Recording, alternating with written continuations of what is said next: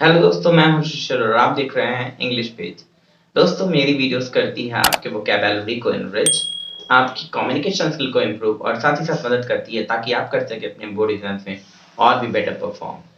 आज की इस वीडियो में हम दोस्तों बात करने वाले हैं इडियम्स एंड फ्रेजेस के बारे में।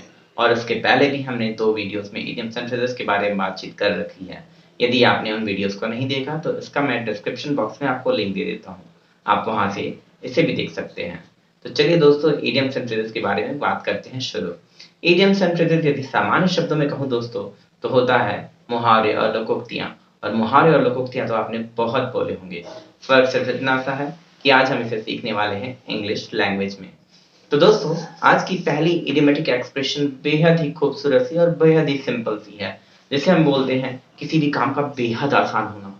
तो आप बोलते हो इसके लिए अ बेड ऑफ रोजेस। जैसे आप लोग कहते हैं ये जो जिंदगी है वो आसान इतनी नहीं है, तो इसी का एक इडियोमेटिक एक्सप्रेशन में यूज करते हैं बेड ऑफ रोजेस का। और आप कहते हो life is not a bed of roses. Similarly आप कहते हो मेरी जॉब कोई इतनी आसान नहीं है, my job is not a bed of roses. तो दोस्तों, आप बेड ऑफ रोजेस का इस्तेमाल कर सकते हैं, पर यह एक बेहद ही पुराना एक्सप्रेशन है। और अब इन दिनों में केक वॉक इसको रिप्लेस करता हुआ दिख जाएगा आपको। यानी कि ए बेड ऑफ रोजेस का एक और इक्विवेलेंट आपके पास है आज, a cake walk. His job is a cake walk. आप इसे ऐसे भी इस्तेमाल कर सकते हो, उसकी जॉब बेहद आसान है, his job is a cake walk. मेरी जॉब इतनी आसान नहीं है, my job is not a cake walk. तो इस तरह से आप केक वॉक का इस्तेमाल कर सकते हैं। दोस्तों, आज की दूसरी इडियोमेटिक एक्सप्रेशन है इसका जस्ट अपोजिट, यानी बेहद मुश्किल काम होना, किसी काम का बेहद कठिन या मुश्किल होना। तो दोस्तों, इसके लिए एक इडियोमेटिक एक्सप्रेशन है हरक्यूलियन टास्क। हरक्यूलियन टास्क, आपको बताना चाहूंगा दोस्तों, हरक्यूलिस जो थे ही वाज अ डेमी गॉड। अब ये डेमी गॉड क्या होता है? डेमी गॉड यानी कि आधा इंसान और आधा भगवान, हाफ मैन हाफ गॉड। तो एक्चुअली में उसके पास ही was a human being with a godly powers. थोड़ा सा देवताओं जैसी ताकत थी उसके अंदर, and that's why he could do something extraordinary what was not possible by common man. तो हरक्यूलिस जो काम कर सकता था वो एक कॉमन मैन के बस की बात नहीं थी। तो इसलिए जब कभी भी कोई बहुत कठिन कार्य होता है तो आप बोल सकते हो it is really a Herculean task. आजकल इलेक्शंस चल रहे हैं तो आप कह सकते हो conducting election in a nation like India is really a Herculean task. दोस्तों, हरक्यूलियन टास्क के अलावा एक और एक्सप्रेशन है जो बेहद ही मुश्किल काम के लिए आप प्रयोग करते हो, and that is uphill task.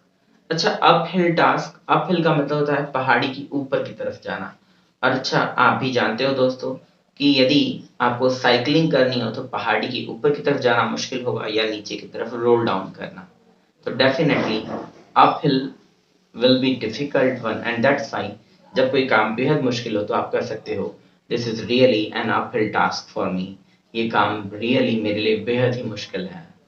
दोस्तों, बेहद मुश्किल के लिए एक और एक्सप्रेशन है जिसको आप कर सकते हैं यूज, और वो है a hard nut to crack। आपने हिंदी में इसका इक्विवेलेंट जरूर सुना होगा, लोहे के चने चबाना। लोहे के चने चबाने का मतलब आप समझ सकते हो, बेहद मुश्किल काम करना। तो इसी का इक्विवेलेंट इंग्लिश में मिलेगा आपको a hard nut to crack. आप एग्जाम्पल के लिए कह सकते हो qualifying UPSC is really a hard nut to crack. हमारा अगला एक्सप्रेशन है एप्पल ऑफ डिस्कॉर्ड, जिसका हिंदी इक्विवेलेंट होता है झगड़े की जड़ होना। एप्पल ऑफ डिस्कॉर्ड, डिस्कॉर्ड का अर्थ होता है lack of concord. Concord means agreement, lack of agreement. तो जहाँ पे सहमति का अभाव हो, डिस्कॉर्ड होता है। So apple of discord means basically the reason of discord, the root of discord, असहमति का या झगड़े का या विवाद का जड़ होना। तो आप यूज कर सकते हैं इसके लिए एप्पल ऑफ डिस्कॉर्ड अगली बार। For example, that chunk of land was an apple of discord for the 4 brothers. वो जमीन का टुकड़ा उन 4 भाइयों के लिए झगड़े की जड़ था। तो आप इस्तेमाल कर सकते हैं एप्पल ऑफ डिस्कॉर्ड का इस तरीके से दोस्तों। अच्छा, इसके अलावा एक और एक्सप्रेशन है दोस्तों जो इसी एक्सप्रेशन के एक्विवेलेंट में है, and that is a bone of contention. A bone of contention का मतलब भी वही होता है, झगड़े की जड़ होना। For example, the big property of the demised father was a bone of contention between the two sons. स्वर्गवासी पिता की बड़ी प्रॉपर्टी दोनों लड़कों के बीच झगड़े की जड़ बन गई। तो आप अब बोन ऑफ कंटेंशन का भी इस्तेमाल कर सकते हैं और एन एप्पल ऑफ डिस्कॉर्ड का भी इस्तेमाल कर सकते हैं। दोस्तों चलिए हम बात करते हैं अगले इडियोमेटिक एक्सप्रेशन की। और अगला इडियोमेटिक एक्सप्रेशन है दोस्तों, a square peg in a round hole.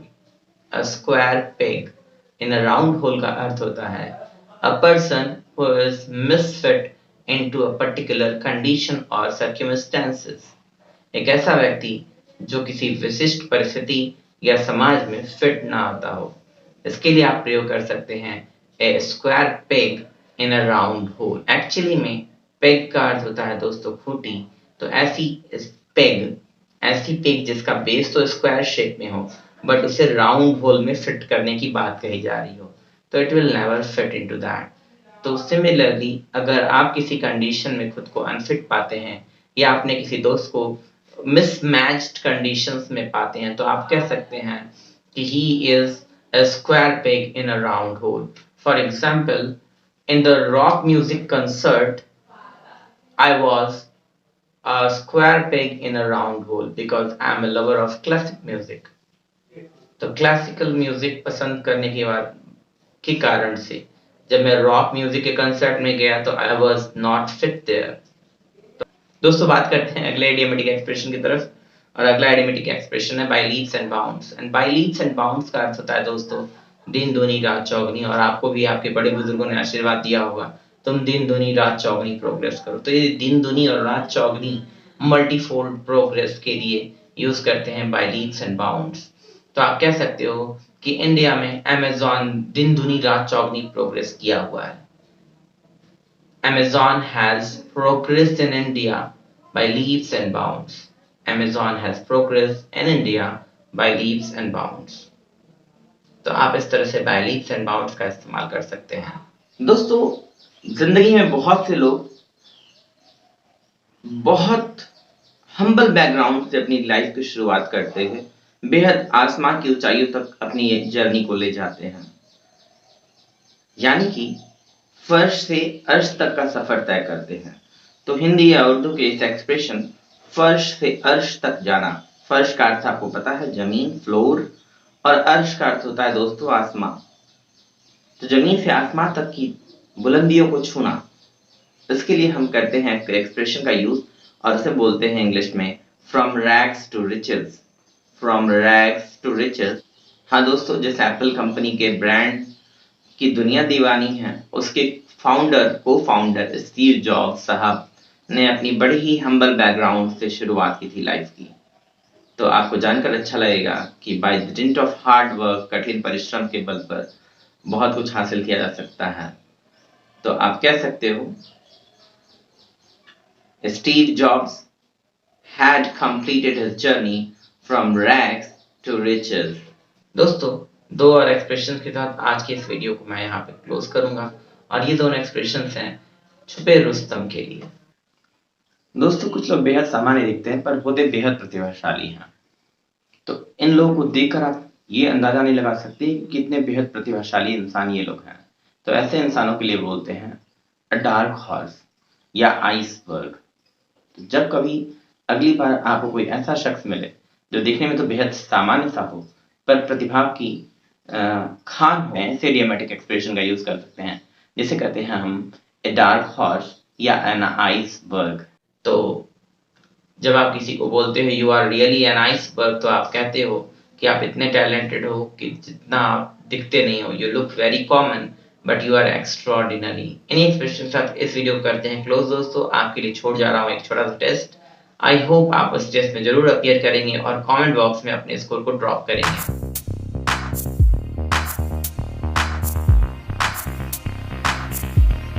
This simple looking child surprised all of us by his wonderful performance. He was really dash who sang a song while strumming on his guitar. तो दोस्तों दिए गए options में से कौन से आपको सही लग रहे हैं उसको मार्क कर लीजिए.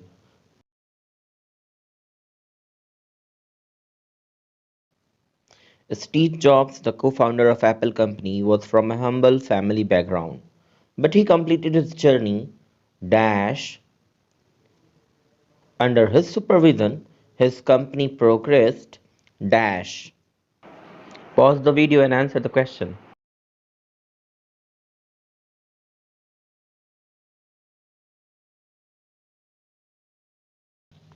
The unequal distribution of money appears to be dash amongst the robbers.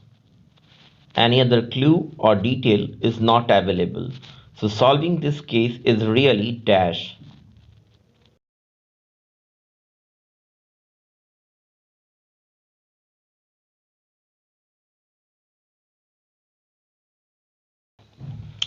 Lifting the weight of 500 kg for any person is a dash.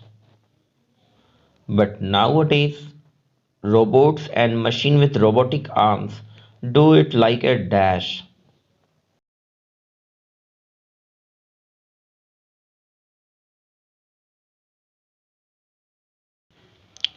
Nobody thought that this average looking girl has so many achievements under her belt. When she was introduced as an author of 3 bestsellers, an eminent poet and lyricist, we came to realize that she is an dash.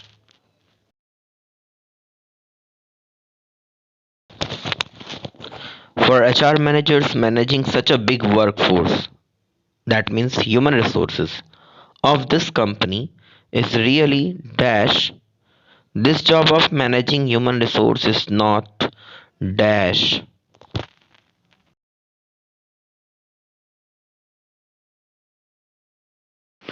तो दोस्तों अपना score total 20 marks में कितना marks आपने score किया है इसे calculate करके कमेंट बॉक्स में जरूर शेयर करिएगा. अगर आपको मेरी वीडियोस पसंद आ रही हो तो इस पर लाइक शेयर एंड सब्सक्राइब जरूर करिएगा दोस्तों. Thanks a lot for watching.